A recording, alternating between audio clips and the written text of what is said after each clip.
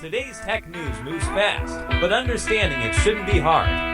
That's why Snarful Solutions Group brings you Connecting the Dots, where we break down what's happening in tech and why it matters to you. Now, let's dive in with your hosts. Welcome to Connecting the Dots. I'm Alex. And I'm Morgan. And it is Friday, July 18th, 2025. We're really excited to connect some dots for you today on the tech stories shaping things. Happy Friday. Yeah, lots to cover. So let's jump right into our quick look around first. Absolutely. Okay, weather check. Nationally, well, we're seeing some heavy rain, strong thunderstorms, even severe ones, moving through the Central Plains into the upper Midwest and hitting the Mid-Atlantic too. That looks set to continue through the weekend. And a big heads up. There's an unusually hot, humid heat wave starting to build this weekend. Parts of the central U.S., the southeast. Forecasters are saying it could get genuinely dangerous mid to late next week. So, please stay cool, stay hydrated out there. Yeah, definitely important advice. Here in Sacramento, though, much nicer picture today. Sunny skies, high around a pretty comfortable 92 degrees. 92, not bad at all. Okay, let's get a quick look at the markets from yesterday, Thursday the 17th. The Dow Jones closed strong, up at 44,484.49. That's a gain of about 254.58% on the day. Solid. And for the week, since Monday the 14th, it's up 0.31%. Okay, and the S&P 500 also moving up. Yeah. Closed at 6,297.36. That's up almost 34 points, or 0.54%. Weekly gain there, 0.67% since Monday. And Bitcoin. For our crypto watchers. Right, Bitcoin. As of today, Friday morning, trading around 119,355.20. It's up just a tiny bit today, like 0.09%, but it's actually down for the week, off about 0.42% since Monday, so a little dip there. Interesting. Okay. And sports fans, specifically Giants fans? Okay. Good news. They didn't play yesterday, Thursday the 17th. Day off. So they couldn't lose. They held on to that winning streak from Wednesday. Nothing new from the ballpark. All right. Well, while the big markets do their thing, tech is really where things are moving fast, wouldn't you say? Oh, absolutely. And that's our focus today. Exactly. Let's shift gears now and get into today's top 3 stories from our internal Snarful Tech article report, our Morning Star. These aren't just headlines. These are things that really connect back to, well, you, to everyday life, how businesses run. Okay, let's dive in. Because today feels like it's really about technology moving from being just a tool to being more active, more agent-like in our lives. First story, Netflix. Big news.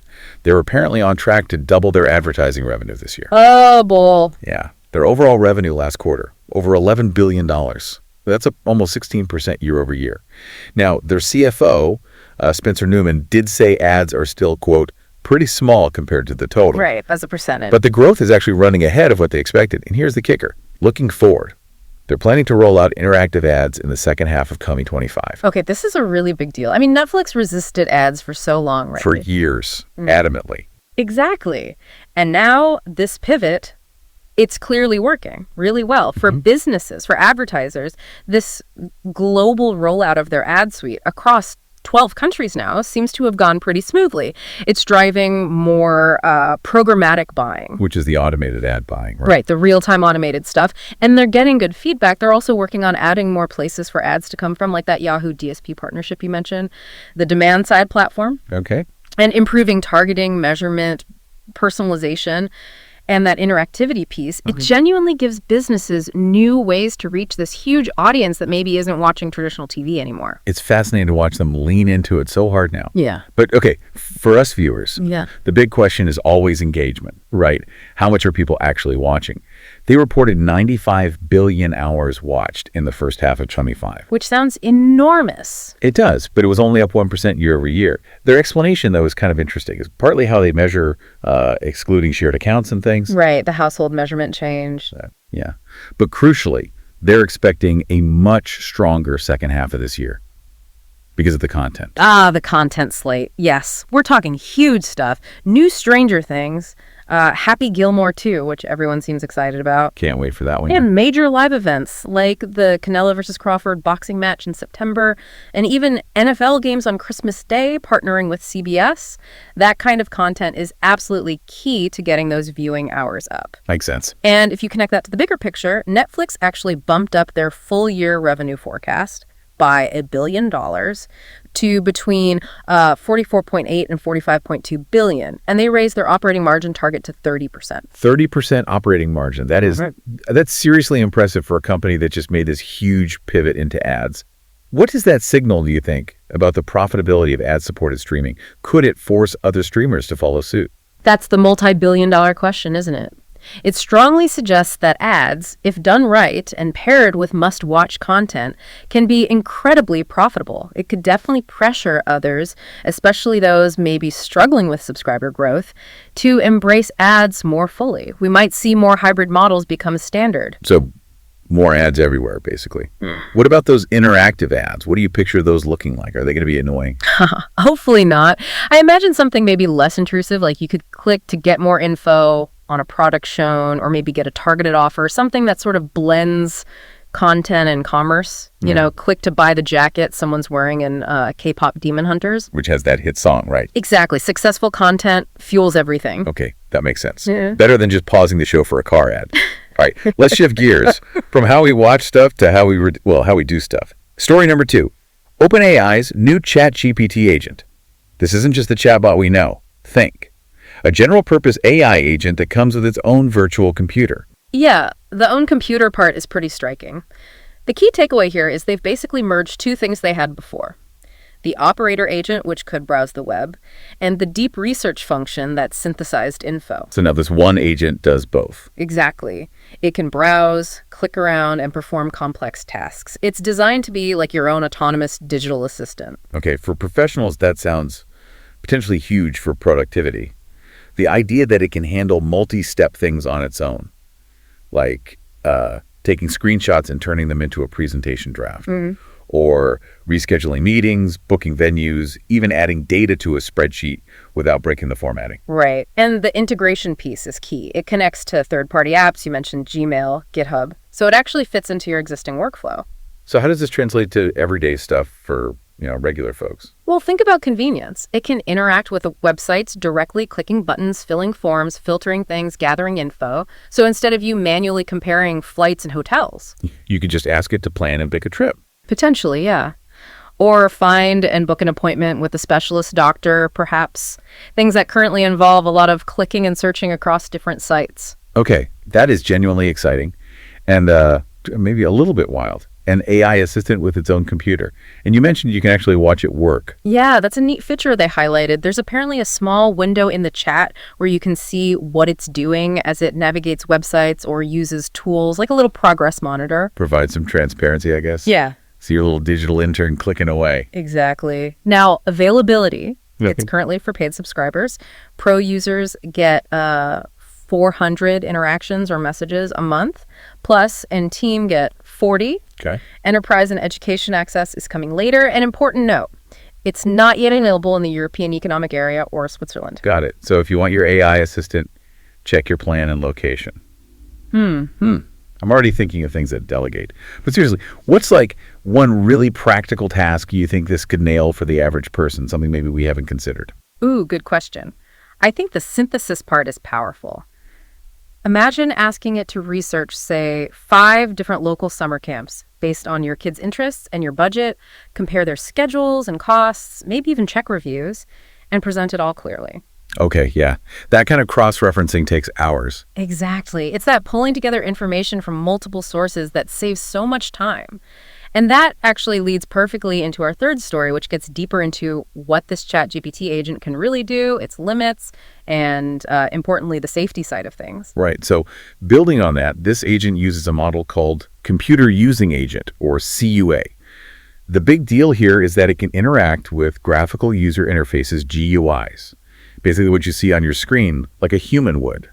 It doesn't need special programming interfaces or APIs for every single website or app. Yeah, that CUA model is key. It lets the agent see and click and type, more or less. And a core part of this is that enhanced deep research capability we touched on. It's not just searching, it's compiling comprehensive reports, pulling from potentially hundreds of online sources in just minutes. A task that would take a person.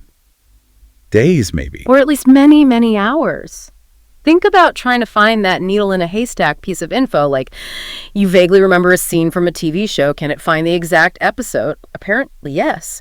Or getting super detailed advice on buying, say, a specific type of snowboard based on your height, weight, style, and local snow conditions. With links and comparisons and everything. That's the idea, providing that really specific, tailored recommendation. Or even answering those obscure general knowledge questions like, what was the example? Average retirement age for NFL kickers. Yeah.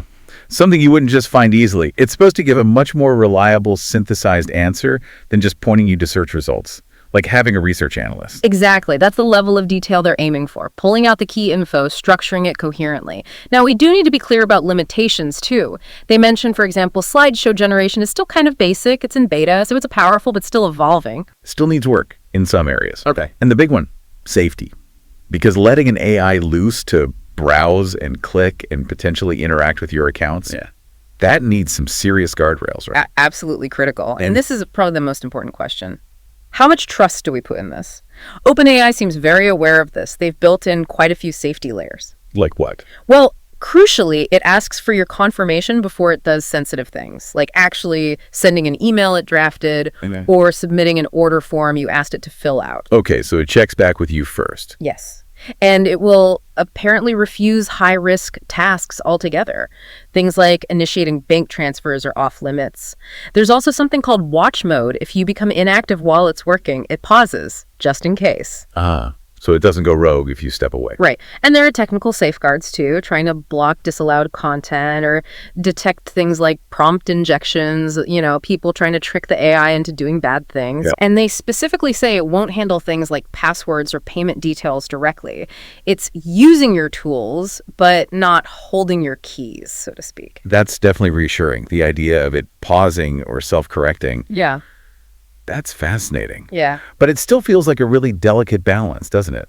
The convenience is undeniable, but there's that hesitation about trusting AI, especially with tasks that feel sensitive. It really is. And it brings up that bigger philosophical question. Are these tools going to, make us lazy, infantilize us? Or will they genuinely free us up, improve quality of life, let us focus on more creative or strategic things? The jury's still out on that one, I guess. For sure. But the stated goal is augmentation, right? Working for you, making you more effective, not replacing you entirely. And when you hear the rumors about an OpenAI browser or that hardware project with Jony Ive. Right, the former Apple designer. Yeah. It suggests they're thinking about a much bigger picture, integrating these AI agents even more deeply into how we interact with technology day to day, makes this whole conversation even more relevant. It really feels like we're right on the edge of a pretty major shift in how we use computers, how much autonomy we give them. Absolutely. The future is definitely arriving fast. Okay, so let's quickly recap our connecting the dots today. First, we looked at Netflix.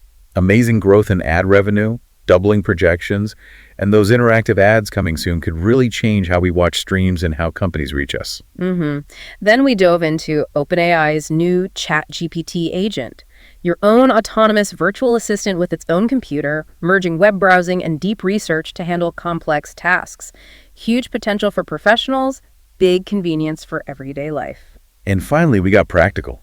Looked at its powerful research abilities, like finding needles in haystacks, but also its current limits. And maybe most importantly, the safety features, the confirmations, the refusals, the watch modes designed to keep you in control. Exactly. All these developments really touch everyone. Professionals looking to be more efficient, families trying to simplify daily tasks, businesses finding new ways to operate and connect. It's all about making content more engaging, info easier to get, and tasks more automated, giving you that shortcut to being well informed.